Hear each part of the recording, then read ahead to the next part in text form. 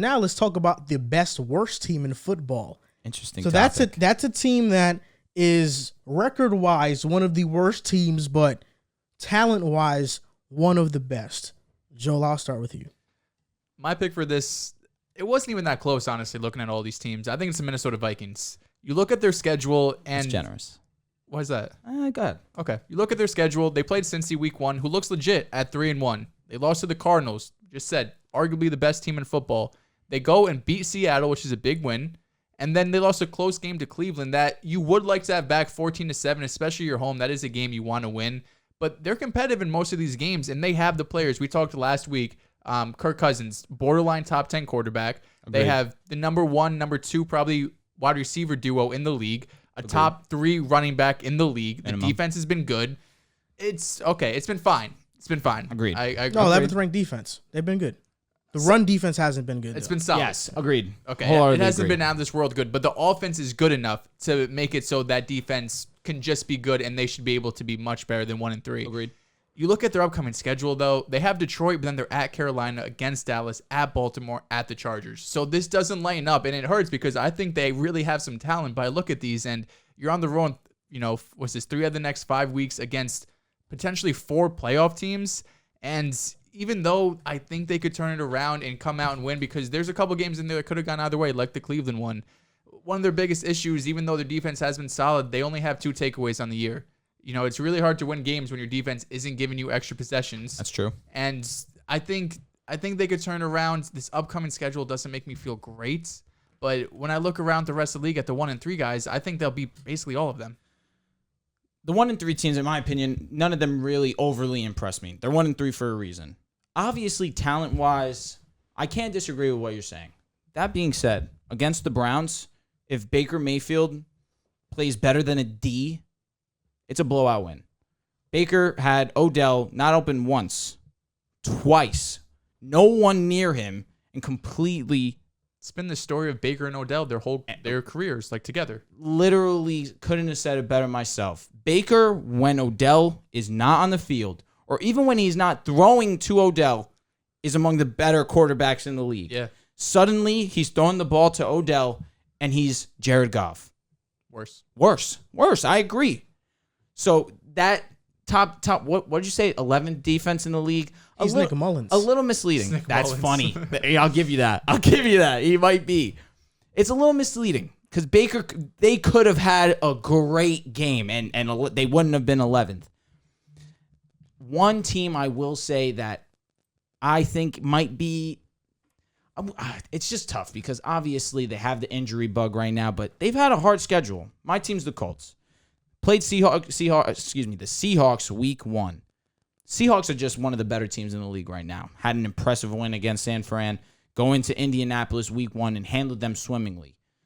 One thing I will say is Indianapolis' O-line is not healthy right now. You're missing the best guard in football by far and away in Quinn Nelson. He is out an extended 3 weeks now. They just placed him on the IR as opposed to placing him on the 6 or 3 right away once the season started, once he was going to miss time. Play the Rams week 2, but give them a game. Only lose by 3 points. Yeah. I'm not too overly upset at them losing to the Rams, who obviously we know that I have them as being one of the best teams, if not the best team in the NFC. You lose to the Titans at Tennessee, and they kind of got whipped. And Tennessee is not a team that I'm looking at and overly am excited about. Then they have a good bounce back win against the Dolphins, who the Dolphins gave the Raiders a solid game the week prior. I just think the Colts right now, their issue is health. And even with all that, they're still in games. Losing in division to Tennessee, I'm not gonna overanalyze. It's a division game at Tennessee. It's bound to happen. I guarantee they will split. When they play in Indianapolis, the Colts will beat Tennessee. I just look at the schedule right now, and it's been a tough one, but they looked like the Colts team that we all thought that they would be last week. And I think it'll continue. Against the Ravens, that's tough. At Baltimore, like you mentioned, the schedule of Minnesota is tough. Same with the Colts. They play the Ravens, they go Texans, they should win that one, 49ers, and then they face the Titans. So they could easily go 2-2. And with this division, the way that Tennessee has played, they could squeak in with the 8 and 9, 17 games. I have problem doing that math for some reason. They add one extra game, my brain's scrambled eggs. But with this division and with the way that Tennessee has played, it's not out of the realm of possibility they still win this division and make the playoffs. If my pick isn't the Vikings, it's the Giants. The Giants could have beat Atlanta. They should have beat Washington. We're talking about a team that could have been 3-1 right now or 2-2. I like that. Give or take one of them. And we know Daniel Jones has been one of the top quarterbacks in the league. He's second in terms of PFF grading, and right behind Tom Brady. You know what the grade is off the top of your head? Don't worry about it if you don't. I don't know. No worries. But I know he's better than Carson Wentz right now, at least. I'll give the edge to Daniel Jones. He's been far and away better. But my pick is the Minnesota Vikings as well. The Minnesota Vikings are the worst team in football. Week 1, they should have beat the Bengals. Dalvin Cook fumbled in OT, and to me, that wasn't a fumble, and that led to a McPherson game-winning field goal from the Bengals. Yep. Week 2, they lose to Arizona. And they should have beat Arizona. Greg Joseph misses a 30-yard kick to have a walk-off win versus the Cardinals. He misses. They're now 0-2. They beat Seattle. Great win. Kirk Cousins makes a great back foot throw to KJ Osborne. And then week 4, this past week, this is the only game that I can look at and say, okay, the Vikings deserve to lose this game. Bad. They deserve to lose that game. But realistically, the Vikings should be 3-1 right now and should be the favorites to win the NFC North because the Packers have a ton of injuries right now. But obviously, things don't always go that way. Mm-hmm. Look at the next schedule. You look at the schedule: Lions, Panthers, Cowboys, Ravens, Chargers, Packers. I'm just glad they're not going to see Stephon Gilmore Panthers. They're going to still see Boye, Henderson, and Dante Jackson. I think they'll beat the Lions, so they'll be 2-3. I think they can beat the Panthers. That's 3-3. Now it's about the Cowboys. I'll take the Cowboys in that. Mm-hmm. Then the Ravens, man, Chargers, it just gets tricky. Yeah. Right? It's just going to be tough. But when I look at the Vikings, they have the talent to where if everything clicks, they're one of the best teams in football. The problem is that one game, their defense is great and their offense is mediocre. The Browns game, Cardinals game. Okay, your offense is scoring, but now special teams screws you over. The Bengals game, everything is going. Your defense is giving up a lot. Your first half offense was awful, but your workhorse running back fumbles. Dalvin's had some injuries already this year. A couple times. He's injured right now. He didn't practice again today. I mean, this is something like if the Vikings can't run the ball, even though Madison came in and played well, the whole offense falls apart. So if Dalvin Cook isn't going to be 100% for this season, what's funny to me is that he gets hurt in the early third, comes back in the fourth. First play has a big play. I think he rushes for like 15 plus. The Minnesota Vikings need Dalvin. Obviously, they have Justin Jefferson. They have Adam Thielen. But the O-line, for some reason, their pass rush is not nearly, as we are speaking about this, it's not nearly as good as their rush defense. Their rush run blocking. Thank you, Jesus. So regardless of that, you need Dalvin Cook to be in the lineup. I like Alexander Madison. Obviously, he's not Dalvin Cook. Dalvin Cook brings that aspect of, okay, we're not going to run it. We're going to play action, and you still have to worry about Dalvin being effective in the receiving end of the game. Dalvin is one of the more dynamic. You mentioned top 3 back at the worst, in my opinion, when healthy. It's just he struggles to stay on the field. It's just been a problem of his. Even last year, he missed some time. And last year, he was all-world. Yeah. In my opinion, the Vikings will not be successful if Dalvin Cook is not consistently out there playing at minimum 80% of snaps. Because last week, I think he barely touched 40-something. I think he was at like 43. Yeah. That should never be. He's Dalvin Cook. Like I mentioned with McCaffrey.